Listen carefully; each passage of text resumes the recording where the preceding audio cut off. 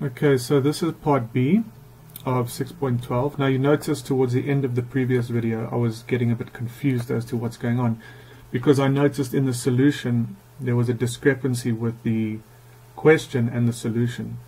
So in the solution they use 5 meters per second over here, whereas here in the question they've got 5 kilometers per hour. So those are obviously two different things, two different quantities. So the actual value they're looking for is 5 meters per second, not 5 kilometers per hour. So you need to convert to convert this value to the one that they wanted here. You would need to say 5 times 3.6 to get it into kilometers per hour. Okay, so I don't know what that would be. Is that 18? I'm not sure. I'm not sure. Please make sure you do that on your calculator. Okay, 6 times 5 is 30, so 15. Yeah, I think it's 18. But the point is, we've already got our value, which is 5 meters per second. We've already converted it into what we want. So this should have been 18. Okay, let me stop waffling. Now, let's continue with that question of what is the amount of energy that was kinetic energy that was converted. Okay, so we're now considering this only in the reference frame that you're moving at 5 meters per second east. Okay, so remember this guy was moving at 13.9, this guy was at 0 before collision, but now you're moving in a reference frame that's moving at a constant velocity of 5. So if you're moving at 5 meters per second, what do you see this guy doing?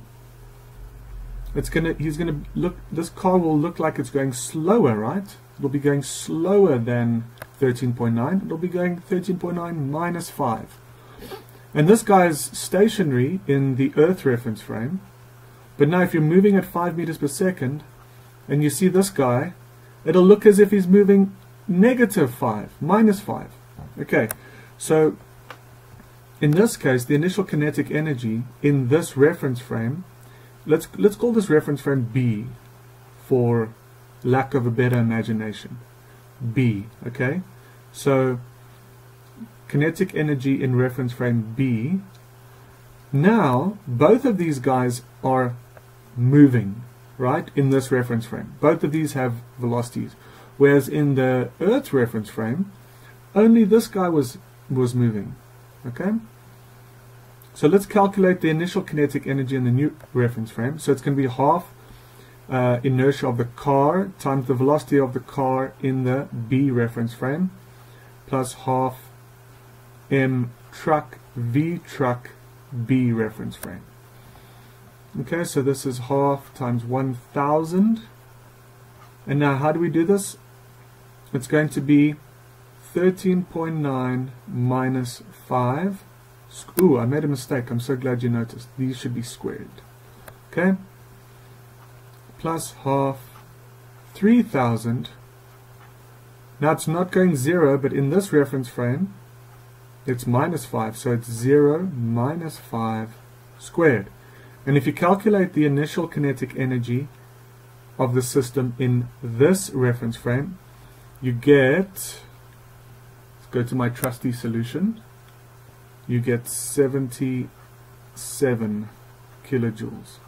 Okay, so do you notice that this kinetic energy is different, initial kinetic energy is different to this one in the Earth reference frame. Now let's look at the final. Okay, final in my B reference frame is half times 1000. Now what was my final velocity for the car? Remember it was 1.39. 1.39 minus 5 squared plus half times 3000 times what was it? It was 4.17 minus 5 squared, and we get 7.56 kilojoules. So my delta K was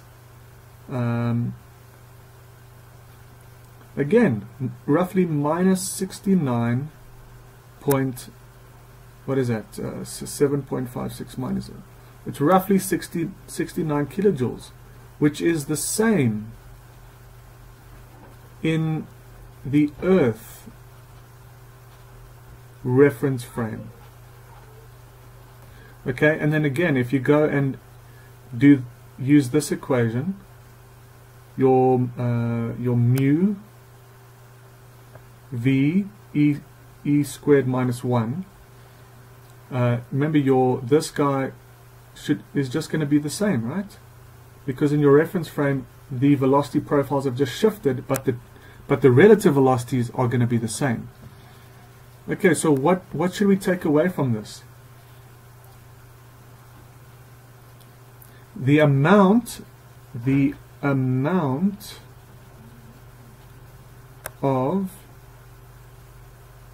internal energy, E internal, in the deformations